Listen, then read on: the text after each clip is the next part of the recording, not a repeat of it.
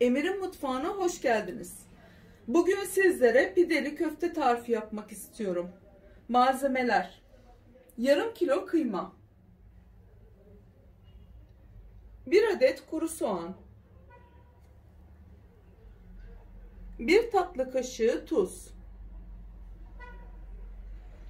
1 tatlı kaşığı karabiber,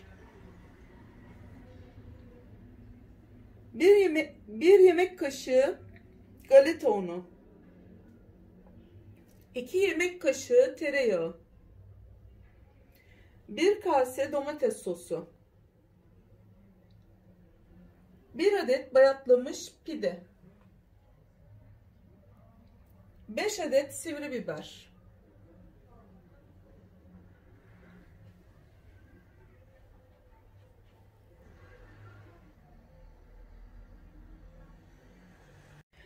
öncelikle ben köftemi yoğurmakla başlıyorum.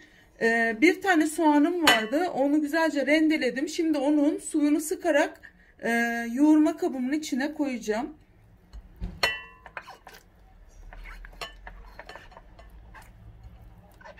Evet. Soğanımı koydum. Şimdi içine artık kıymamı ilave edeceğim. Burada yarım kilo kadar ya da 400 gram kadar kıymam var. İstediğiniz kıymayı kullanabilirsiniz. Kuzu eti olabilir, kuzu dana karışık olabilir. Koyabilirsiniz. 1 tatlı kaşığı tuzum vardı. Onu ilave ediyorum. Tuzumu ilave ettim. 1 tatlı kaşığı tuzum vardı. İlave ettim. 1 tatlı kaşığı karabiberim var. Onu ilave ettim. Ve 1 yemek kaşığı da galeta unum var. İlave ettim. Şimdi hepsini bir karıştıracağım, yoğuracağım.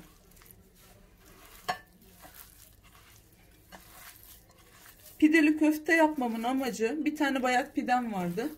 Onu değerlendirmek amaçlı, hem de güzel bir lezzet olacak ve güzel bir sunum olacak. Amacım o. Görüyorsunuz, güzel bir köfte harcım oluşmaya başladı bile. Çok güzel.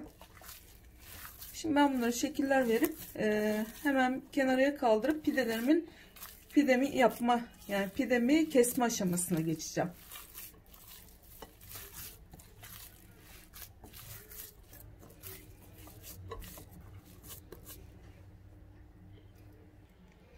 Bir tane bayat pidem vardı. Şimdi o pidemi küçük dilimlere ayıracağım. Aynı böyle döner salonlarındaki şekil vermek istiyorum.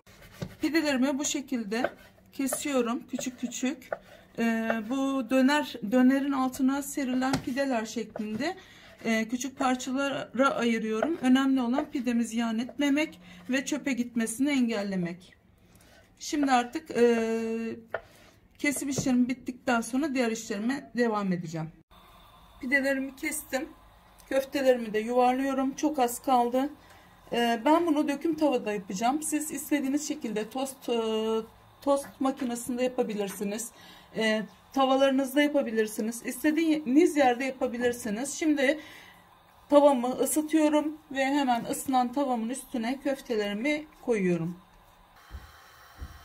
2 yemek kaşığı tereyağım vardı. 1 yemek kaşığını şimdi ekmeklerimi yumuşatmak için biraz ekmeklerimi de ısıtmış olacağım. Aynı zamanda da yumuşatacağım ve lezzet katacağım. Biraz böyle tereyağıyla karıştıracağım. Kapağını kapatıp ısınmasını sağlayacağım. Isıtmış olduğumuz tavamıza köftelerimi yerleştiriyorum ve pişmelerini sağlayacağım.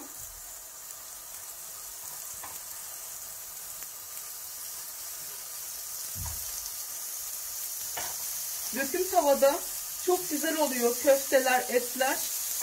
Ama eğer döküm tavanız yoksa normal tavada da yapabilirsiniz.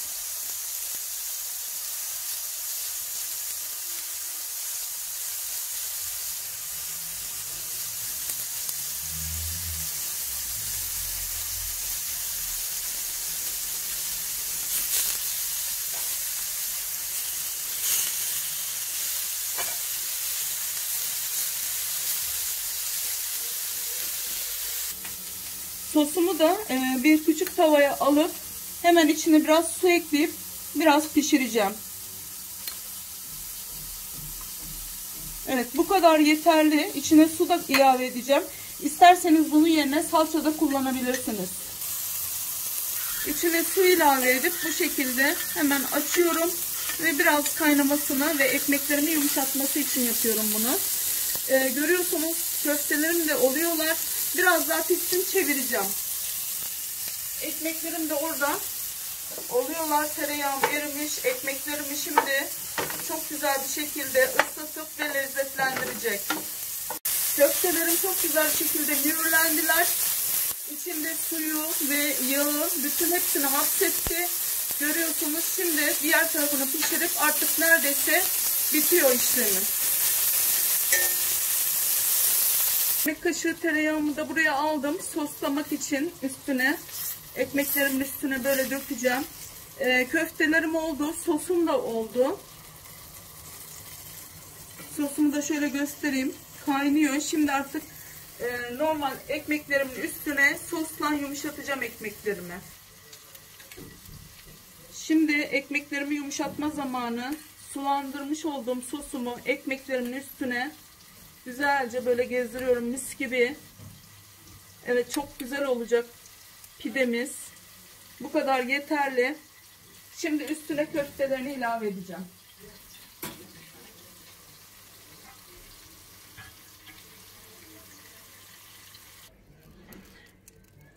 Tereyağımı artık üstüne ilave ediyorum. Mis gibi. Görüyorsunuz, harika oldu.